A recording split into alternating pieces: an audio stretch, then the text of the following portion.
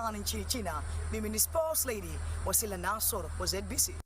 Asante sana Wasila Nasor kwa taarifa yako hiyo. Mara baada ya mabingwa wa ligi kuu ya NBC Tanzania Bara Yanga kumtangaza Makuba kuwa kocha mkuu mpya wa timu hiyo, wadau na mashabiki wa soka wameeleza matarajio yao makubwa kuhusu mchango wanaotarajiwa kutoa. Mohamed Sikuzi ana taarifa zaidi.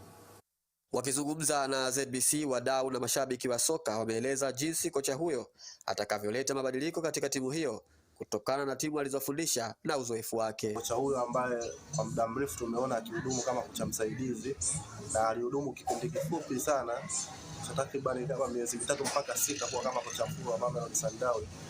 Tuone kwa namna gani ambao viongozi wa Yanga wakiongozwa na rais wao na kamati ya utendaji wataona namna gani ambao wanaweza kuhudumia, kwa sababu kila kocha akija ana falsafa yake.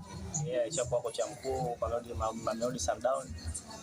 Kwa kila kocha akija ana falsafa yake. Tuone wachezaji atakawasajili kama tendana na mfumo wake, ila sio kocha mbaya, ni kocha mzuri, kwa sababu tuna imani na kiongozi alomleta anaweza akaibadilisha kama alivyosema mwenyewe nia yake kwamba kupambana kwenye klabu bingwa.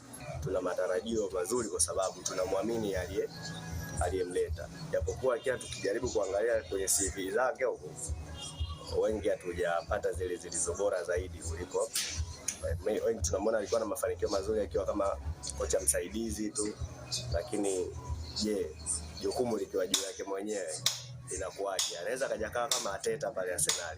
Kabla ya kutia saini kuwatumikia wananchi Yanga, kocha huyo alikuwa kocha mkuu wa timu ya Golden Arrows, akitumia falsafa ya kushambulia na kukuza vipaji vya wachezaji. Kwa habari za michezo na burudani kutoka Dar es Salaam, mimi ni Mohamed Sikuzi na hii ni ZBC. Na mtazamaji, taarifa ya Mohamed Sikuzi imekamilisha habari za michezo na burudani usiku wa leo, na kurudisha kwake Ashraf Kifaranga.